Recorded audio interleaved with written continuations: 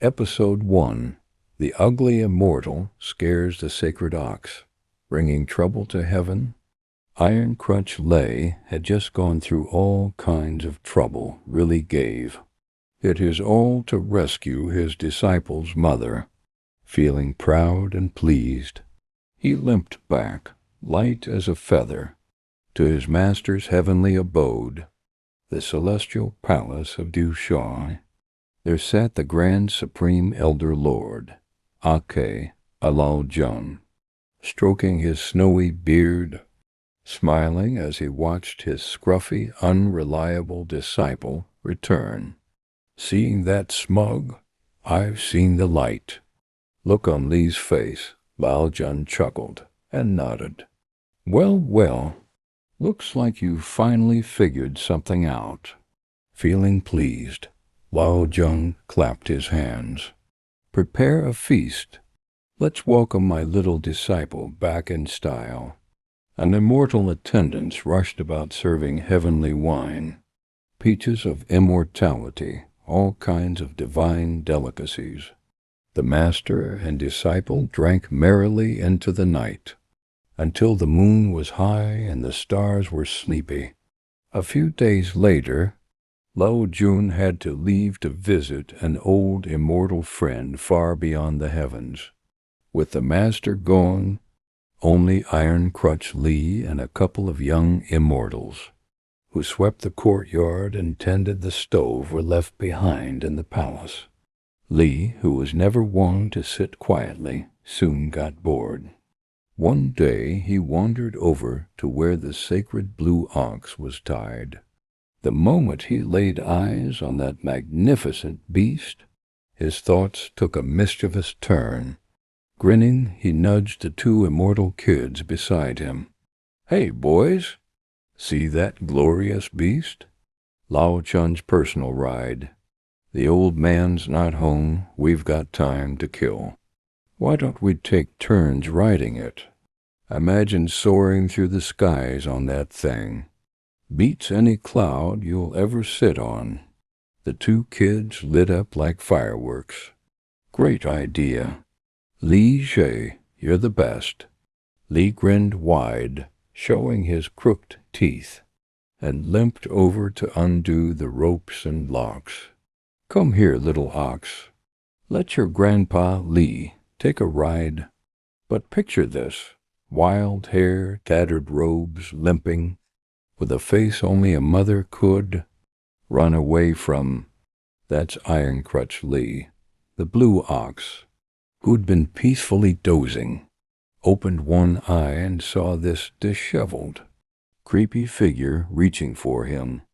Moo! With a roar that split the clouds, the terrified ox yanked free. Snap, clang, the ropes and chains popped like noodles. Then zoom! The beast turned into a streak of blue light and vanished into the sky. Iron-Crutch Li and the two kids were stunned. They stared for a moment, then panicked and bolted after it. A limping immortal and two short-legged kids, stumbling and tumbling through the clouds, huffing, sweating, completely exhausted, chased it for hours and didn't even catch a single hair. Finally, they collapsed on a cloud, glaring at each other in blame. "This is all your fault," Li snapped. "If you two hadn't egged me on, I wouldn't have touched the rope." The kids fired back. "Ha! You're the one who came up with that dumb idea. Don't pin this on us. You nodded first. You untied it." And so they argued on a cloud, of all places, yelling, pointing, nearly pulling each other's hair out. Episode 2. The True King Cries for Help. While the demon ox takes over the palace, just as the shouting reached full volume, a cold voice cut through the air. "Ahem! What is this disgraceful racket?" They froze. Oh no! There stood Lao Jun, back from his trip, floating above them with a face dark as thunderclouds. One of the young immortals immediately dropped to his knees. "Master Lao Jun, you're back. Here's what happened." Through sniffles, he spilled the story, how he wanted to ride the ox, how they didn't stop him, and how the poor beast was scared senseless by Li's terrifying appearance, broke its bindings, and fled. Lao Chun's white beard bristled with rage. "You fools," he bellowed. "Do you have any idea how dangerous that creature is? The last time it escaped, it caused floods and chaos across the human world. It took hundreds of heavenly soldiers to capture it, and I bound it with divine chains for a reason." His hands trembled with fury. "And now, while I'm gone, you let it loose? You've released a disaster onto the mortal world."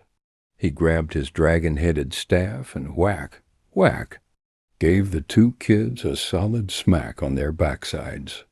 They howled in pain. Then he turned to Li, whose face had gone ghostly pale. "And you, an immortal elder acting like a reckless child. You should know better. I'm sending you down to earth immediately. You're going to find that ox, fix the mess, and not return until it's done." He jabbed his staff. "Go." As for the runaway ox, it was having the time of its life, leaping through clouds, flipping in midair, snorting joyfully. It headed westward, as if it knew where it was going. Suddenly, music and laughter rose from below. Curious, the ox peered through the clouds and saw paradise, a grand city lit like daylight, palaces glowing, incense drifting skyward, music flowing like water, and beauties dancing like fairies. "Hey," thought the ox, eyes gleaming, "this is the place for me."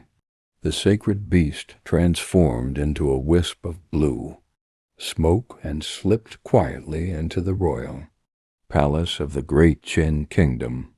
But to claim this palace, the real king had to go.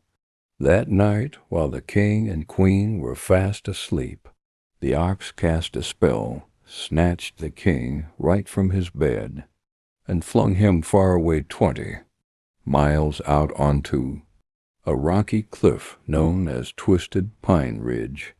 The poor king woke up shivering in the wilderness, hugging a crooked pine tree, utterly terrified. Meanwhile, back in the palace, chaos broke out. At dawn, the queen reached for the king, nothing but empty blankets. She called for help. Soldiers searched every corner.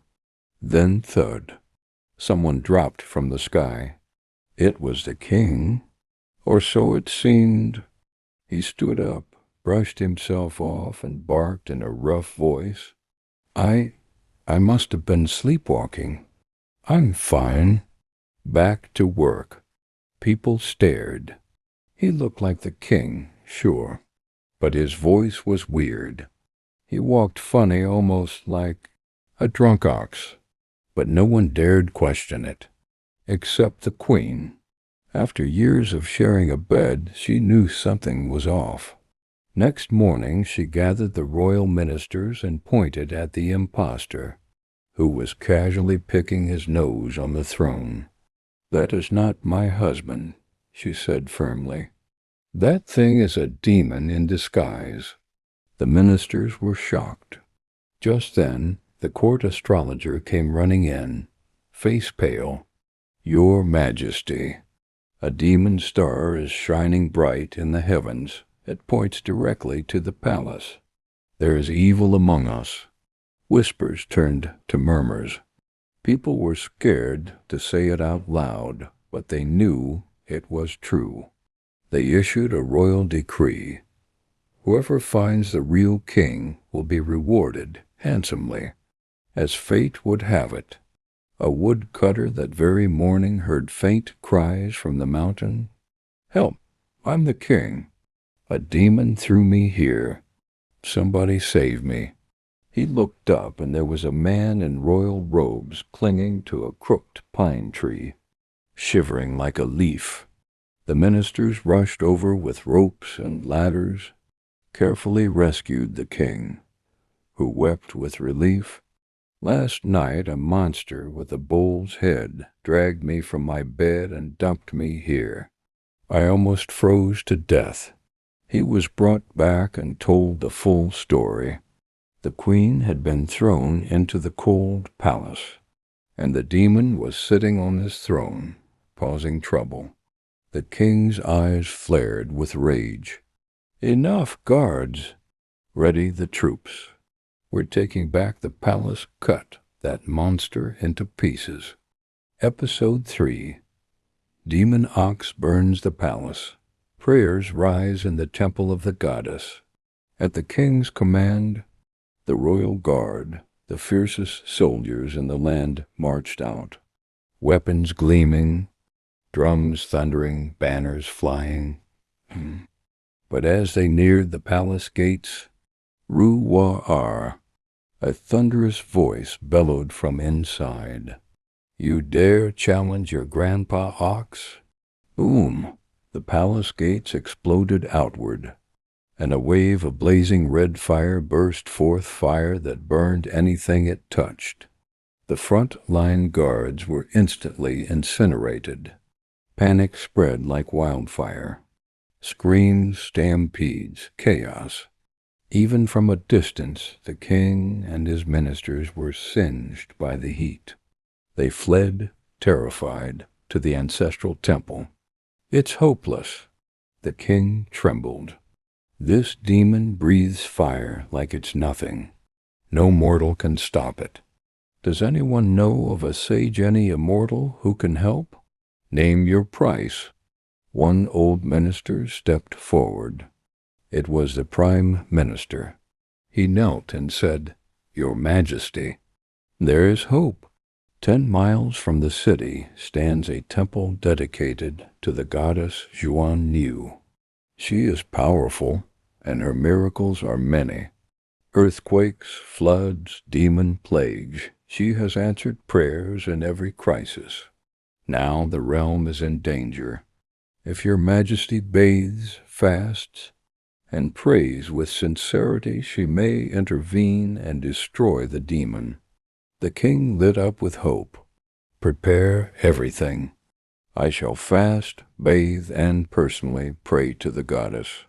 Now, dear listeners, will the goddess answer the king's plea? Will the blue ox demon get what's coming? What fate awaits the true queen in exile? To find out what happens next, stay tuned for the next chapter.